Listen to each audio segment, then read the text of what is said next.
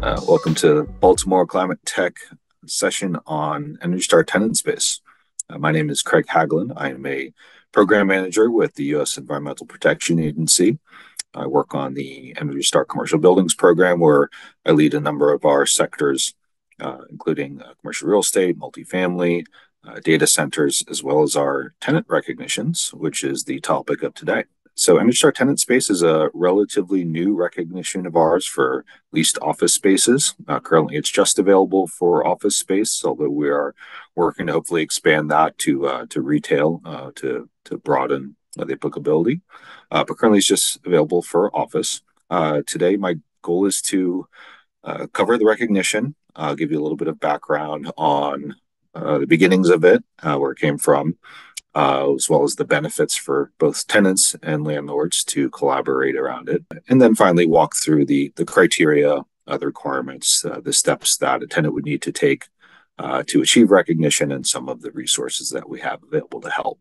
Great job, Craig. I appreciate that. Got a few follow-up questions. You may have touched on it, but I just want to clarify. An office tenant that's in a building that's not Energy Star certified can still get Energy Star tenant space recognition. Is that correct? Correct. They're completely distinct recognitions. You don't have to have any relation to any star certification, but if the whole building has that, that's also fine. Got it. Okay. As you're aware, unfortunately, our industry is the least digitized, declining in productivity, and has a strong resistance to change sometimes. I understand. I did some research and I found that there were actually two office spaces in Maryland that have achieved Energy Star tenant space recognition over the last 6 or 7 years. What would you say is the biggest barrier to adoption?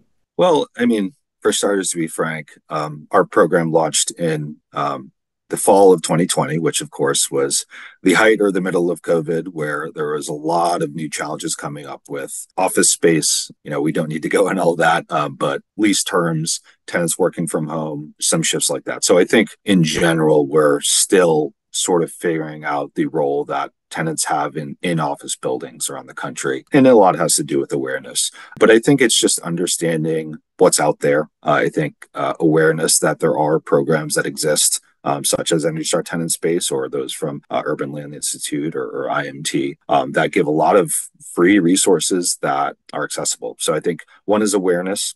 I think two is understanding where the opportunities exist. So as a tenant engages in a new lease or looks to fit out their space, making sure that at that time they're starting to consider all of these. Because a lot of times those agreements, especially when you're involving leasing agents and you're trying to get the paperwork done and get things done, some of this stuff can be glossed over, but it really is the best time to take advantage of it. So I think awareness, timing, and then knowing what resources are available to help. Like I said, there are some challenges around there, certainly sub-metering, getting meters in place, making sure your lighting is efficient. There's a knowledge gap there, and there may be some need to troubleshoot those challenges. If you have access to the tools, if you have the information, if you have something like a tenant space or something else where you have a concrete set of steps and end goal that's mutually beneficial to a tenant and landlord, I think it makes it a little bit easier. It's just a matter of getting your ducks in a row to be able to pursue it. Awesome. This trifecta that we've had for the conference of, Energy Star, yourself, EPA, the Institute for Market Transformation, and ULI are all presenting at this conference. And so it really is, like you said, those three organizations working together that really creates a really tight solution. So definitely appreciate your time, your subject matter expertise, and your thought leadership on the topic. Thank you so much. Thank you for having me. Appreciate it. All right. Have a great day. Too.